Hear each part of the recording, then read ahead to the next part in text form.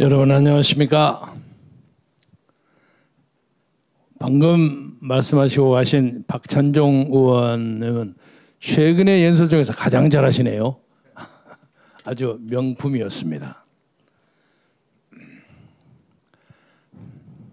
지난 4월 7일 서울 부산 선거에 여러분 얼마나 마음을 조이셨습니까?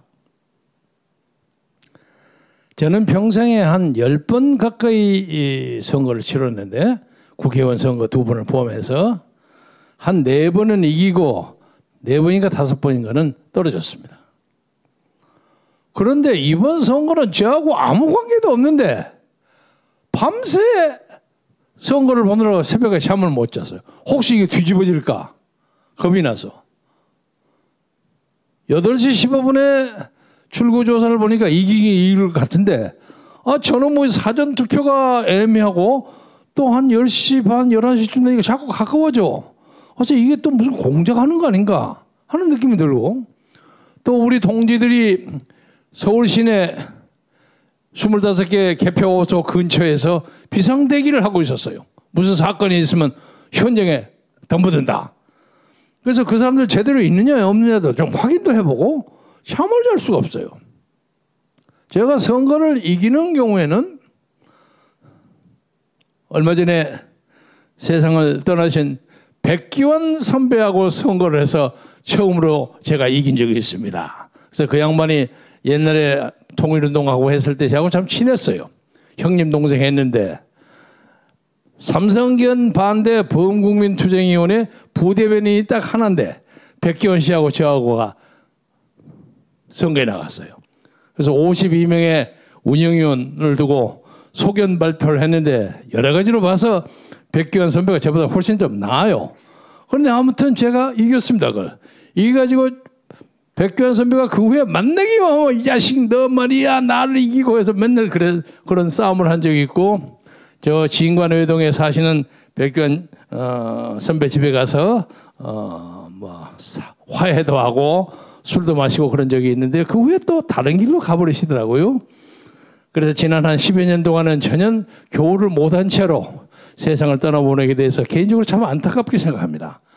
그러나 이런 개인적인 승리도 있지만 참담한 패배도 많이 했습니다. 그런데 대충 보면 이기면 이긴다, 지면 진다 대충 알거든요.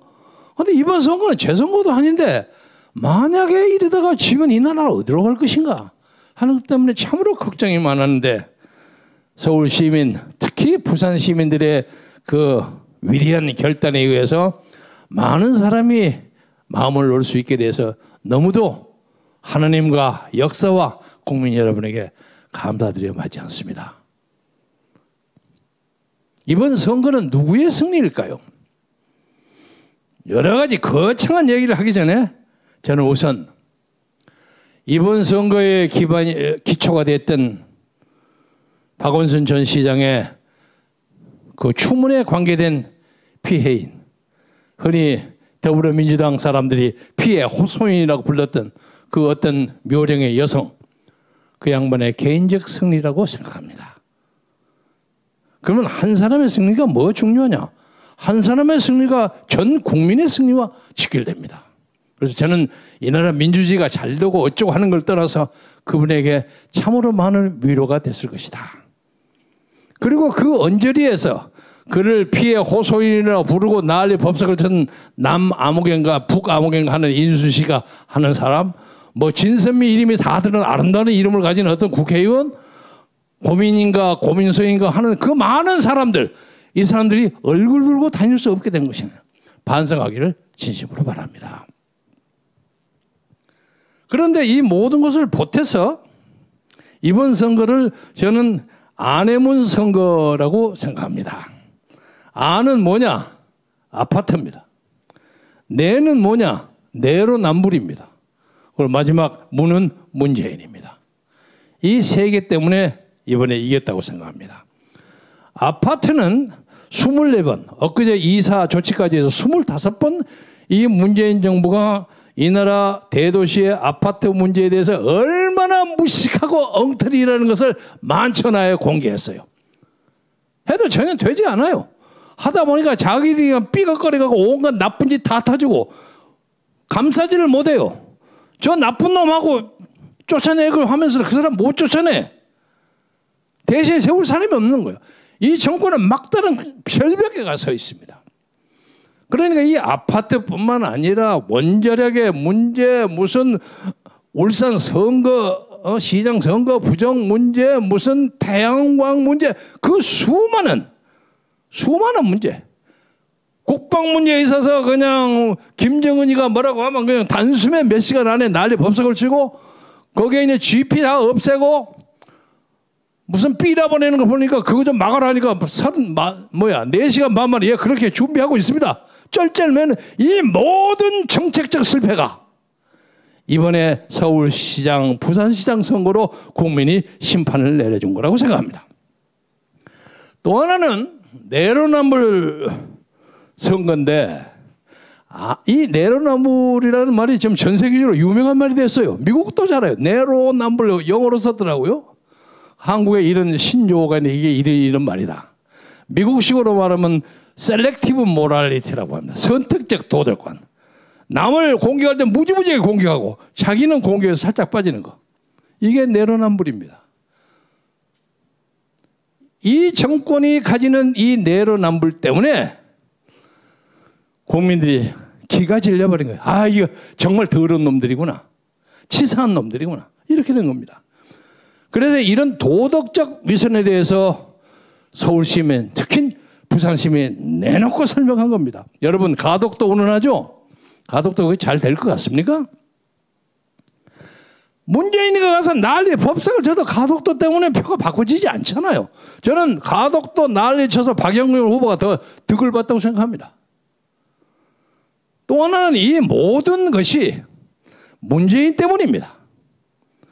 박영선 후보가 개인적으로는 상당히 성공적인 정치적 역전을 걸어왔어요. 그 양반이 사교도 잘하고 처세도 잘하고 부드럽게 하고 해서 제법 잘 건너왔어요. 그러나 이 양반이 막판에 당의 문바들의 지지를 받으려고 문재인에 대한 아첨을 했는데 이 아첨 한마디 때문에 자기는 후보가 됐죠. 그러나 그것 때문에 국민한테 가버린 거예요. 대한민국은 문재인 보유국이다. 세상에 이런 아첨이 어디 있습니까? 이거 대한민국 국어사전에 나올 만합니다.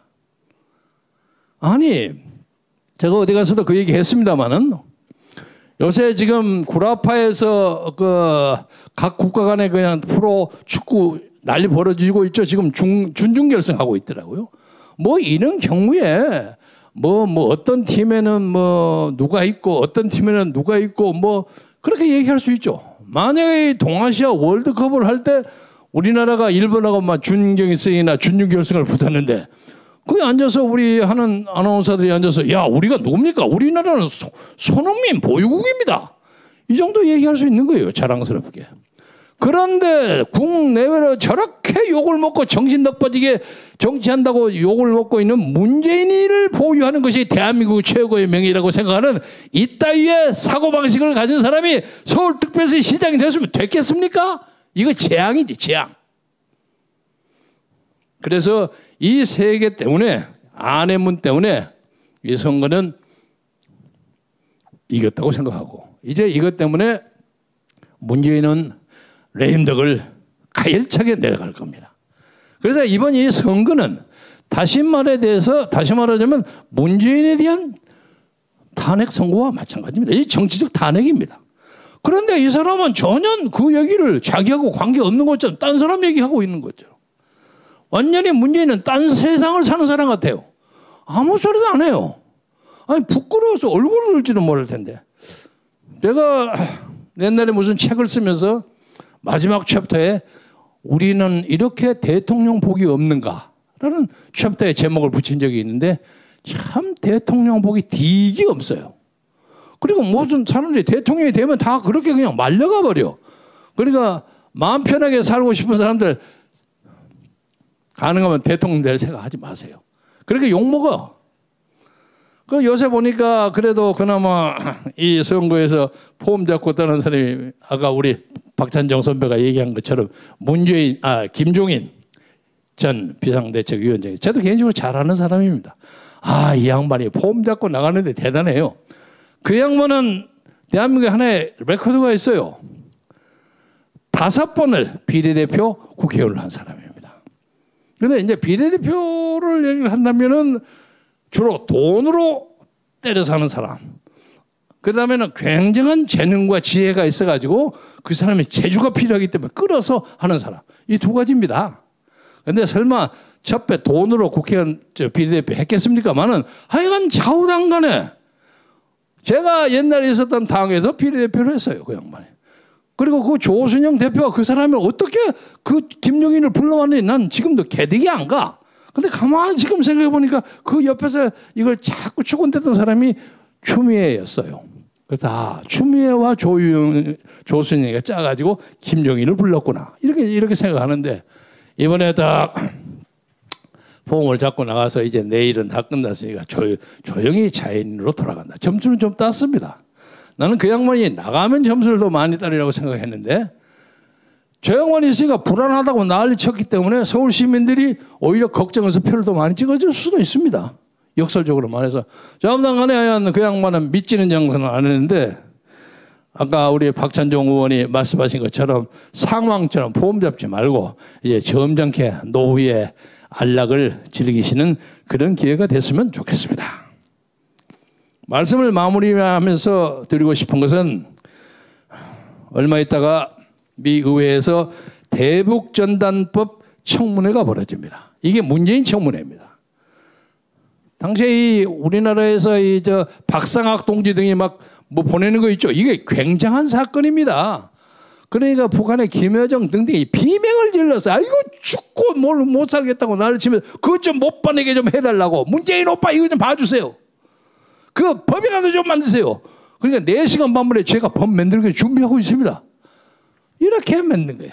근데 우리가 보기에는 뭐 그거 아무것도 아닌 거 그렇지만 외국 사람에게는 이것이 표현의 자유에서 가장 중요한 것입니다. 저는 알기로는 신념을 가지고 여러분에게 드리는 것으로는 북한은 지금 굉장히 폭발 직전입니다. 쟤들은 지금 이 코로나 때문에 정신이 없습니다.